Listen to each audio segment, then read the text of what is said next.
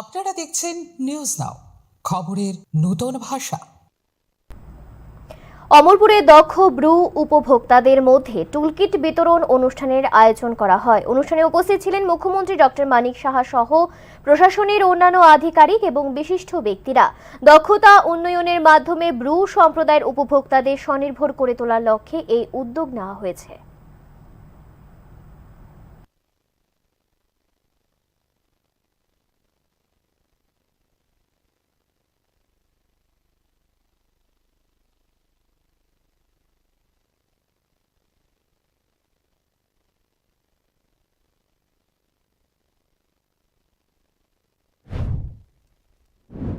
যে এত বছর ধরে আপনাদের এই দুর্বিষহ অবস্থা থেকে এখন একটা কিন্তু সুযোগ পেয়েছেন।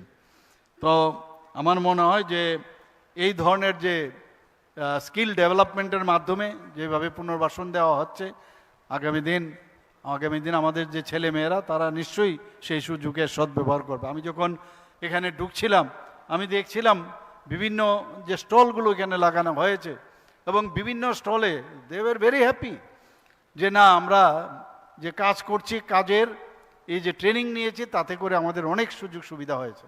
এটা তো সবাইকে তো আর দেখানো যাচ্ছে না, কিন্তু এক একটা যেসব যে আমাদের লিস্ট আছে কোন কোন জায়গার মধ্যে স্কিল যে ডেভেলপমেন্ট করা হবে, কয়েকটা খালি এখানে দেখানো হয়েছে।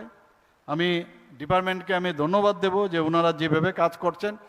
এখানে ব্রু দক্ষতা উন্নয়ন যে কর্মসূচি রয়েছে, এটা এবারের আজকের হচ্ছে দ্বিতীয় পর্যায়ে। এখানে প্রায় 1877 জন যারা সুবিধাভোগী আছেন তারা কিন্তু আজকে এখানে এই টুল কিটস পাবে, যারা যারা যে জায়গার মধ্যে যারা এই ট্রেনিং পেয়েছেন।